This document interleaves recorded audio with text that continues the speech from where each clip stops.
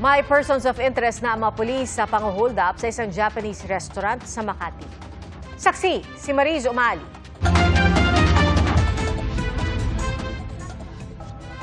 Abala kagabi sa pagkain ang mga customer ng isang Japanese restaurant sa Arnaiz Avenue, Makati nang biglang pumasok ang dalawang naka-helmet at may bitbit na baril.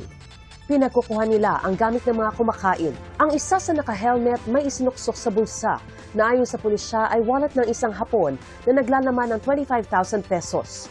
Naaktuhan din ng CCTV ang isang nakauniforme ng pang-motor taxi rider na tinutukan ng baril ang ulo ng isa sa mga customer. Ayon sa mga otoridad, kinuha niya ang mga cellphone ng mga customer.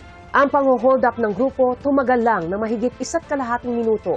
Pero maya-maya lang nagtaka ang mga biktima nang bumalik ang nakauniformeng pang-motor taxi at ibinalik ang mga ninakaw na cellphone. The demeanor of the suspect is quite unusual, ma'am.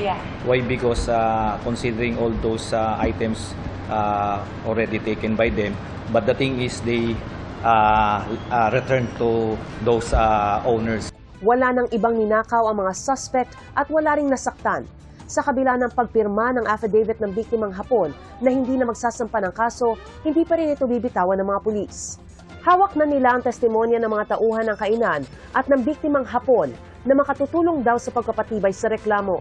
At large pa ang dalawang suspect pero may mga persons of interest na raw na tinitignan ng Makati Police sa insidente at sasampahan daw sila ng mga reklamong robbery at paglabag sa Omnibus Election Code in relation to RA 10591 o Comprehensive Firearms and Ammunition Regulation Act. Itutuloy po natin ito para mas malaman natin kung ano ang tunay na motibo, naging motibo po ng dalawang motor riding suspect na naiulat.